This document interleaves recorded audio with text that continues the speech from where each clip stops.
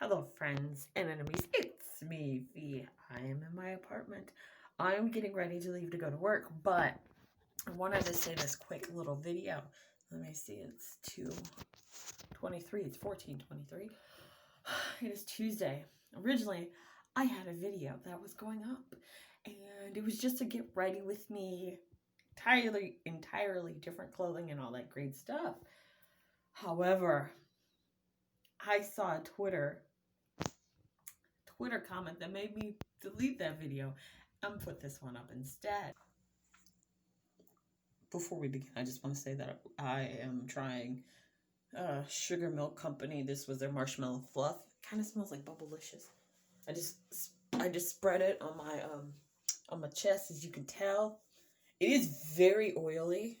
Like, I don't know if I'm not supposed to rub it, but at this point I'm rubbing it all on my neck because I just need some good vibes. That's not the whole thing. It all started when Glenn Close was interviewed, and she mentioned how Gwyneth Paltrow won the Oscars. And at the time, she was like, what the hell? Why did this woman win the Oscars? Well, someone said, the shade of it all. And they actually said, the shade. I then looked at that person's profile. I went to their profile because I'm like, what are they? They are white, they are gay, and they are a cis man.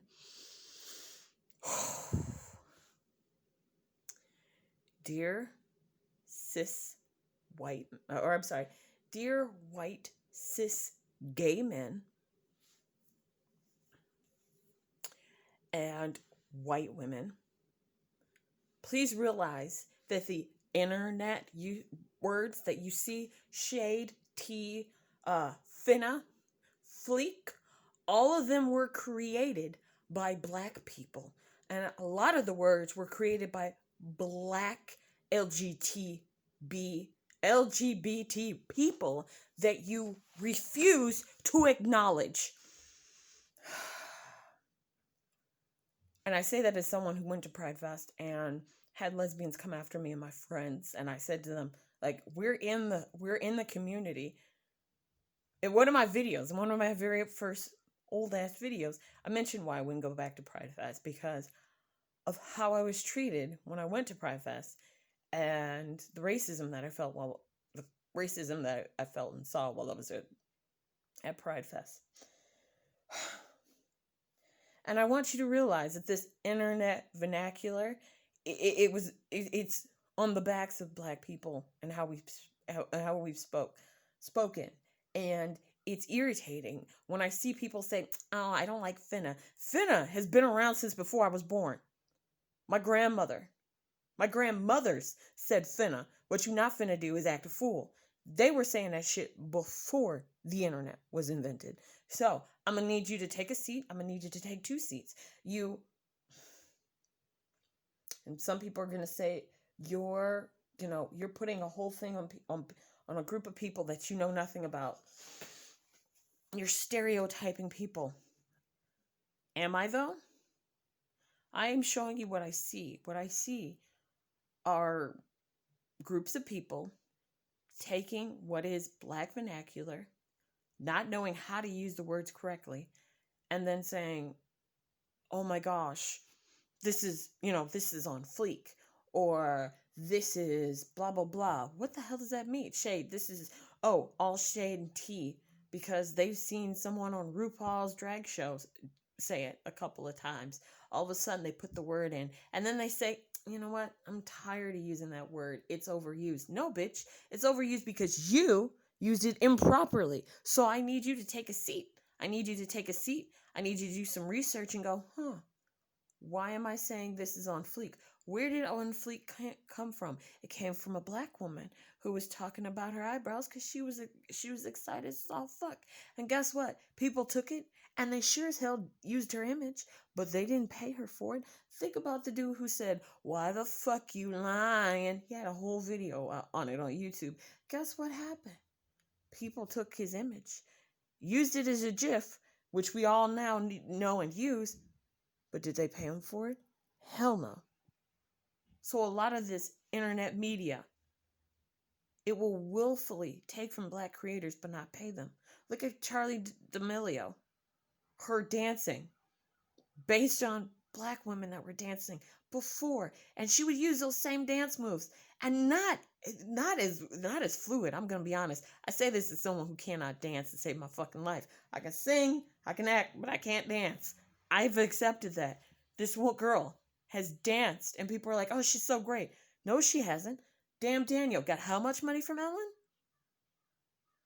Just some things for thought. As we go into Thanksgiving, Americans go into Thanksgiving, a holiday that was perpetuated by people who, are as Trevor Noah said, they're doing a complete circle. Because what happened?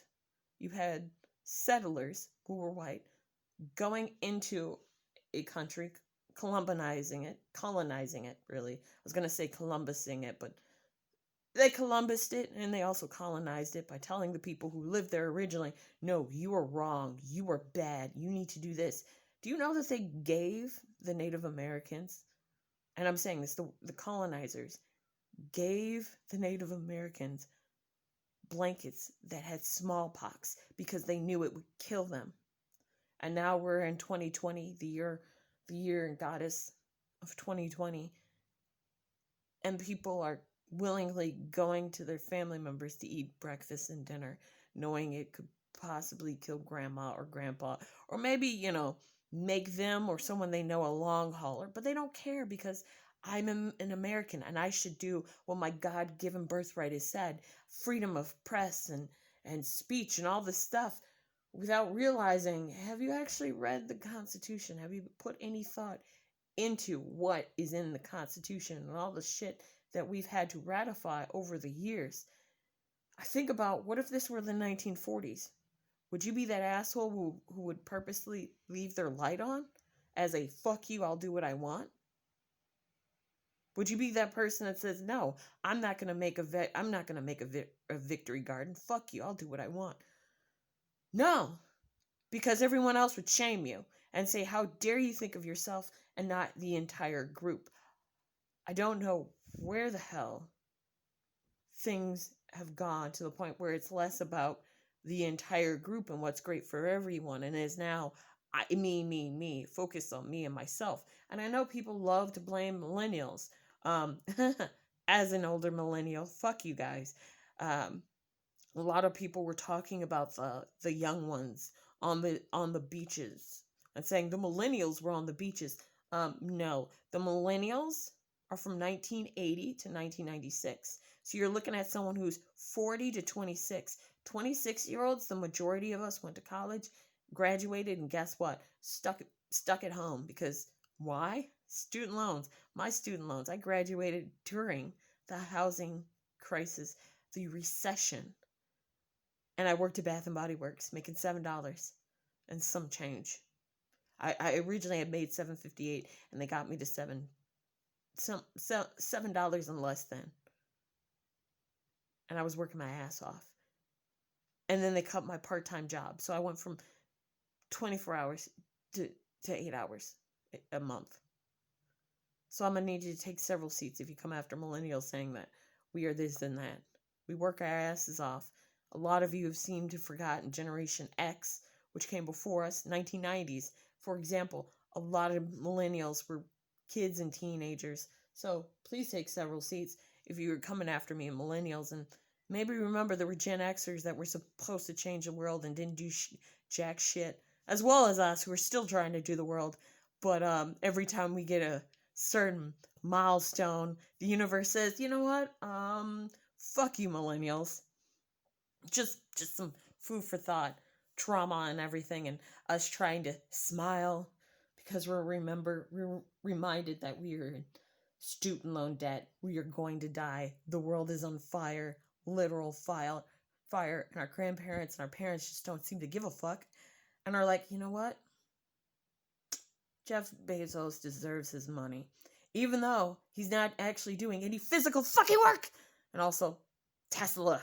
And I say this as someone who has Tesla stock and bought it early, like early.